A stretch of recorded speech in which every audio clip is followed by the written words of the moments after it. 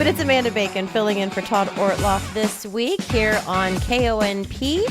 And it is my honor to have our first guest with us, Mae Graves. Mae, hello. How are you, my friend? Thank you, Amanda. I'm great. It's always fun to be with you once a month and do this little market minute. Well, you are our market update guru. I mean, I feel like of all the people that have their fingers on any pulses, you're the pulsiest of fingerers. You know what? I'm going to coin that. I think I'm going to put it on a T-shirt. Well, Mae, what's been going on with the market? What's happening? Things seem a little kerfluffly out there, and so how is that affecting the market? It is interesting. I tell Todd all the time, the number one question I get asked is, how's the market? And for years, we could say things like, oh, it's on fire, it's bananas, it's crazy. But then, about 2023 came along, and we started saying things like, it's interesting. It's a bit of a roller coaster. Sometimes it's crazy, and sometimes it's crickets. Oh, that's kind of like some days are diamonds, some days are stone. So tell me about the crazy and the crickets and how to ride out that storm. Yeah. Well, let me just go over some numbers with you. I'll give you the numbers for Port Angeles and Sequim and kind of tell you what that all means. Excellent. And then, before we get off, there's this hot button. Everybody's talking about this 50-year mortgage. Yes. And we won't get into politics, but it's kind of fun to just think about some things. Sure. Okay, well, let me give you some numbers. So, whoops, there goes my phone. Okay, so for Port Angeles, let's start there. Okay.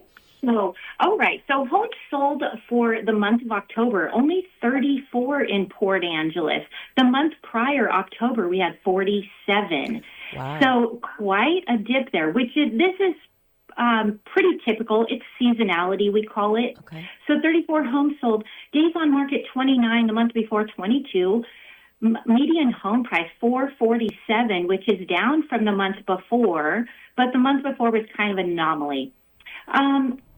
And then homes that were at full price or over full price for the month of October, 12 of the 34. So that's quite a bit. That's a third of the homes that sold were full price or more. Wow. And then price, they all came in, if you average it out, about 96% of full price was the average for all homes sold. 10 of those 34 homes in Port Angeles were to cash buyers. So because our rates are still a bit high, we're still seeing cash. Wow. Yes. And then let me give you the numbers for Sequim.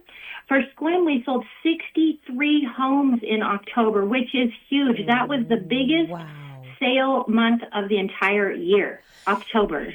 Isn't that interesting how it dipped in one area and skyrocketed in another? 15 miles down the road, not even like across the state.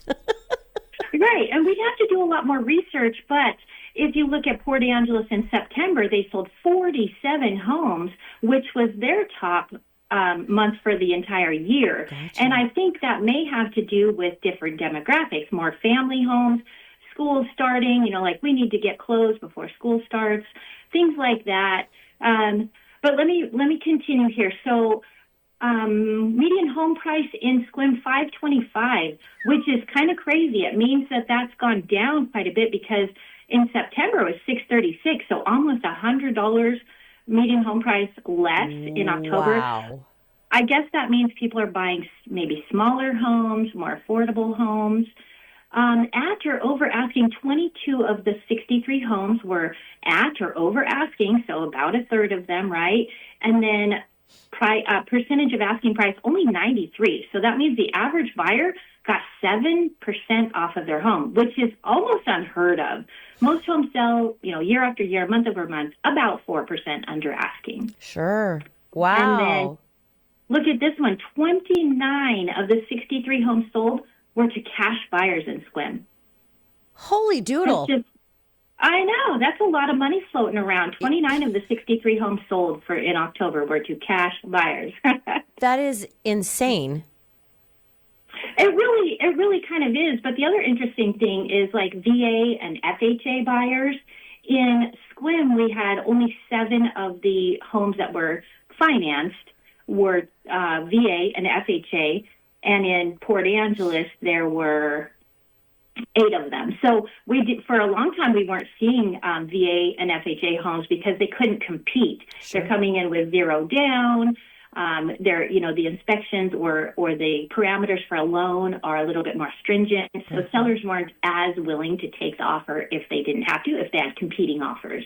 Wow. Well, I mean, I guess that's good news for the VA and the... Absolutely. Yeah, that's incredible. So what kind of message is this sending to people who are wanting to be first-time home buyers? Because, I hear that and I think, well, I don't have $560,000 in cash to go buy a house. So how am I competing in this market?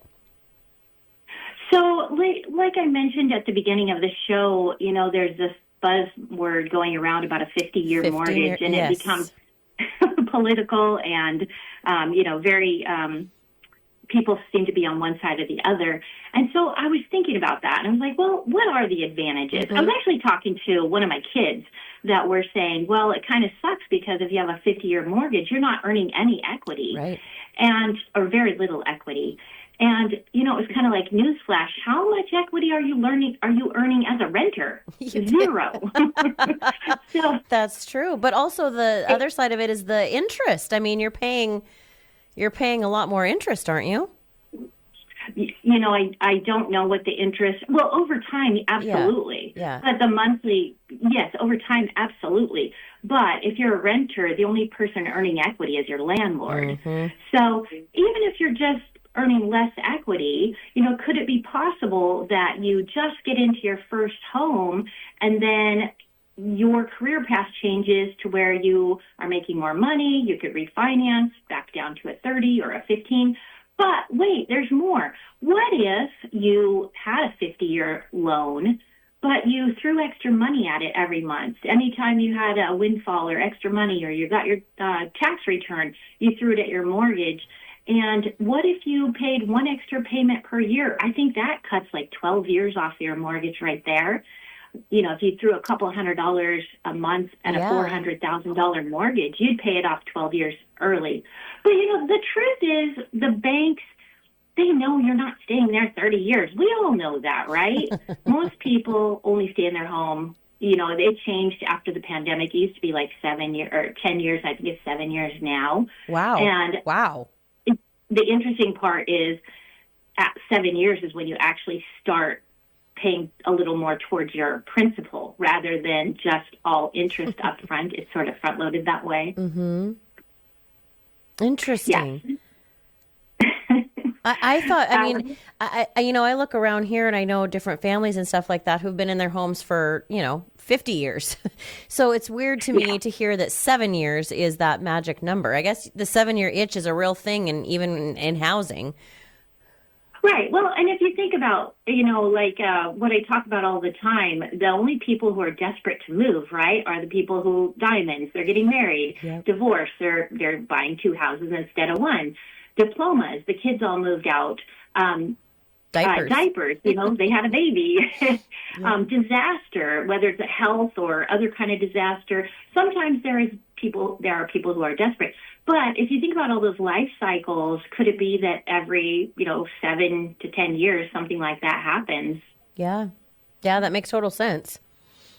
I guess I've never really sat down and thought about it. And the people who stay in their house for 50 years, maybe they haven't had a lot of that. Maybe they have been married for, or empty nesters, for 50 years. Yeah. Yeah. Well, let me ask you this question, and I'm just springing it on you. I didn't, talk to you about this beforehand, but, we're getting into the holiday season, and I know people are still going to be putting houses on the market and still looking at houses and stuff like that. Do you suggest decorating your home for the holidays, or if you're going to be showing it, or do you just leave it as is? And how do you know what the best way is to present your home? Okay, so I would say if you have to put your home on the market, or if your agent suggests it's a great time for you to put your home on the market, I would say minimal. Actually, you can decorate. You just don't want it decorated when you do your real estate photos. So you have your realtor hire the professional photographer to come do the video and the photos and all that before you decorate. Now, it's okay to decorate because once they get in your house, it's fine. You just don't want your pictures out online, with your holiday decorations up, be it Hanukkah or Christmas or Thanksgiving or anything, because if that listing doesn't sell during that season, it's like wearing white after Labor Day, right? Which I do with reckless abandon. But it makes more sense for the photos thing. That definitely seems like something you would want to, February comes around and you don't want your house to still look like, Whoville.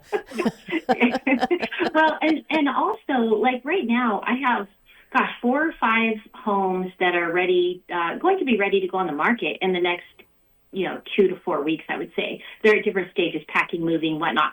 And some of them, I'm telling them, if we look at the competition, like I like to say data, we are very data driven. If you look at the competition, there are 20 homes very similar to yours on the market right now. If we go on the market, the only way you're going to attract a buyer is to be the best value. So, if you don't want to go on the market right now and you want to wait till Valentine's Day, I'm right. I'll be right here. I'll be waiting. So it's really about the market. However, if there's somebody in a market where there are no homes in that niche, let's say they were on Bell Hill and there was nothing on Bell Hill for sale, I would say let's get it on the market because there is somebody out there hovering looking for a home in that niche market. So let's get on the market. May, I think that's one of the things that I admire the most about you. I mean, I've known you for a long time, and I admire many things because you're just honestly an incredible human being. But I think the thing that I really admire about the business side of things is that you are the type of person that will make sure to let your buyer and your seller know the real things. I mean, if someone came to you right now and had a house that was the same as 30 others that weren't selling, I know that you would tell them, now is not a great time. Let's work on things that we can do to make this house even better so that when the time comes, it's ready to go. You can have those hard conversations with people and you're going to be honest with them. Absolutely, because there's just no point in putting the house on the market. It's, like the median days on the market, I think was like 70 days not that long ago, or that's the average days. But, who wants to sit on the market for 70 days waiting for a buyer if they don't have to? No, I don't want to keep my house clean for 70 days in case there's an open house. Hey, putting the pet beds away, taking the hair out of the drain. It's exhausting. So, May, how can people get in touch with you and learn more about this ever-changing market and really get that honed in specific data for this area and for our buyers and sellers? I always say I'm old school. Just call me. You can tell I love to talk. So I just say, just grab your pen, write this number down, and just call me or text me, and I'll text you back. Whatever means of communication. Send a carrier pigeon. My phone number is 360-461-1922. You're the best, May. Thank you so much for your time today. I really appreciate it. Oh, you're so welcome. It's always fun. Thanks, Amanda. You're welcome, May. Take care, honey. Thank you. Bye. Bye. That was Mae Graves. She is our local realtor extraordinaire here in Clallam County. Again, her number is 360-461-1922. Give her a call for any of your real estate questions that you might have, buying or selling.